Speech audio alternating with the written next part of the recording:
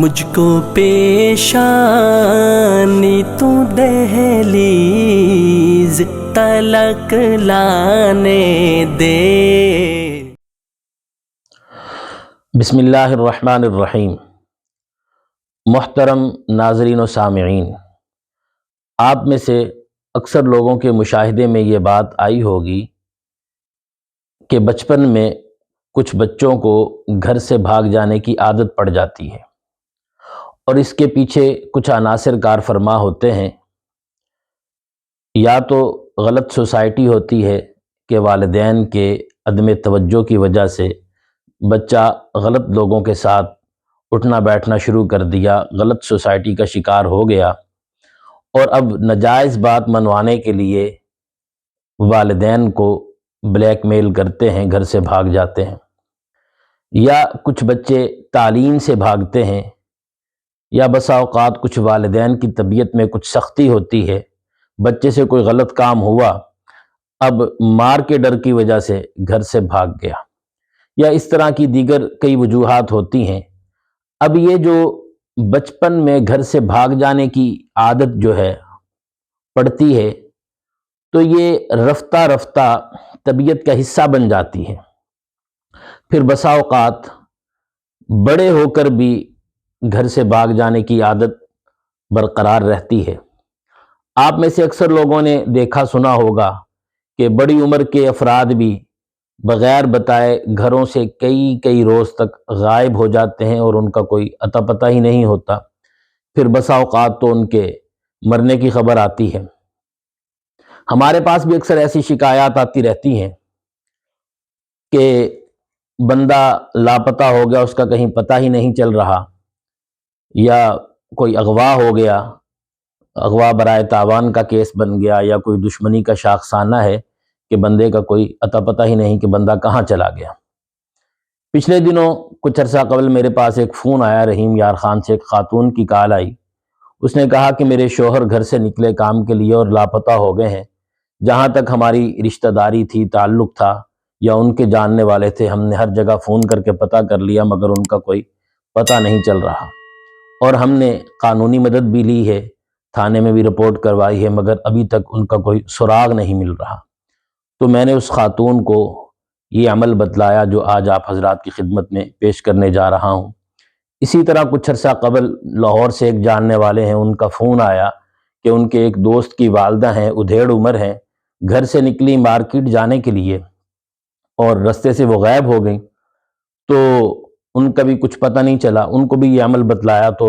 بعد میں پتہ چلا کہ وہ چونکہ ادھیڑ عمر خاتون تھیں، انہیں زیادہ یادداشت بھی ان کی بڑی کمزور تھی، زیادہ باتوں کو پتہ نہیں تھا، تو جن لوگوں نے اٹھایا تھا ان کا تو ذہن تھا تاوان کا، مگر چونکہ وہ خاتون کچھ بتانے سے قاصر تھیں، تو انہوں نے ان بڑی عمر کی جو خاتون تھیں انہیں اٹھایا لاہور سے اور راول پنڈی کے ایک ہسپتال میں انہیں چھوڑ دیا۔ اسی طرح اس عمل کی برکت سے الحمدللہ رحیم یار خان سے جو خاتون کا فون آیا، ان کو یہ عمل بتلایا گیا، اس عمل کی برکت سے الحمدللہ انہیں بھی رہنمائی ملی، اور انہوں نے اس رہنمائی کی مدد سے پھر قانون کی مدد لی۔ تو اس طرح کی بہت ساری شکایات ہوتی ہیں، تو اس کے لیے یہ عمل جو آپ حضرات کی خدمت میں آج پیش کرنے جا رہا ہوں بڑا ہی زبردست عمل ہے، بڑا ہی مبارک عمل ہے۔ آپ نے ایک کاغذ لینا ہے اور اس کے اوپر سورۃ الفاتحہ مکمل لکھنی ہے، پھر آیت الکرسی لکھنی ہے، اور اس کے بعد یہ کلمات ہیں: اللہم انی اسألک بان لک السماوات والارض ومن فیہن فاجعل اللہم السماء والارض وما فیہما علی عبدک فلان ابن فلانۃ اضیق من خلقہ حتی یرجع الی مولاہ برحمتک یا ارحم الراحمین فوقہ سحاب ظلمات بعضها فوق بعض اذا اخرج یدہ لم یکد یراہا ومن لم یجعل اللہ لہ نورا فما لہ من نور یا بدیع العجائب بالخیر یا بدیع۔ یہاں جو فلان ابن فلانہ کی جگہ آپ نے بھاگنے والے کا یا مغوی کا یا لاپتہ شخص کا نام اس کی والدہ کے نام کے ساتھ لکھنا ہے، اور پھر اس کاغذ کو کسی اندھیرے کمرے میں وزن کے نیچے رکھ دینا ہے، اور اس کے بعد آپ نے دن میں بھی رات میں بھی جتنا ہو سکے ان کلمات کو پڑھنا ہے: اللہم انی اسألک ہذہ الآیات ان تصلی علی نبیک سیدنا محمد وآلہ وصحبہ وسلم وان ترد العبد الی مولاہ برحمتک یا ارحم الراحمین یا بدیع العجائب بالخیر یا بدیع۔ اور اگر آپ کو یہ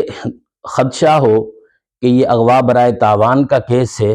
یا کوئی دشمنی کا شاخسانہ ہے، مشکل ہے، جو شخص لاپتہ ہو گیا ہے اس کا واپس آنا مشکل ہے، تو اس کے ساتھ آپ کھلا جو ہے لا حول ولا قوت الا باللہ العلی العظیم بھی پڑھیں۔ یہ نبوی نسخہ ہے جو حضور رحمت عالم صلی اللہ علیہ وسلم نے ایک صحابی کو جن کے بیٹے دشمن کی قید میں چلے گئے تھے، آپ نے انہیں یہ تجویز فرمایا تھا اور انہوں نے اسے جو ہے پڑھا، پیغام پہنچا دیا گیا وہاں، اور جو ہے اس شخص نے اس عمل کو پڑھا لا حول ولا قوت الا باللہ العلی العظیم کو، اور اس کی برکت سے اللہ رب العزت نے دشمن کی قید سے انہیں نجات عطا فرمائی۔ اور اگر اس کے پیچھے کوئی اور مسئلہ ہو، مثلاً پتہ ہی نہیں چل رہا کہ جو شخص لاپتہ ہوا ہے وہ زندہ بھی ہے یا مر گیا ہے، اس کی کوئی معلومات ہی نہیں ہے، تو اس کے لیے آپ نے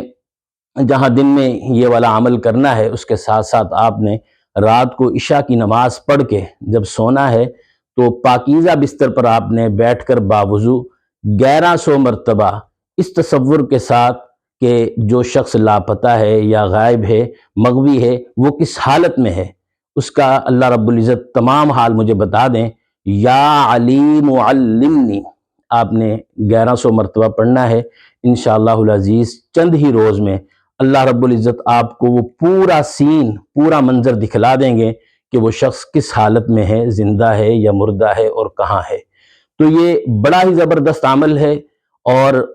تجربات کی کسوٹی سے کئی مرتبہ گزر چکا ہے، ہم نے الحمدللہ بہت سارے لوگوں کو بتلایا اور انہیں فائدہ ہوا۔ تو ناظرین، بہت ہی مبارک عمل ہے، بوقت ضرورت آپ بھی اسے ضرور آزمائیں۔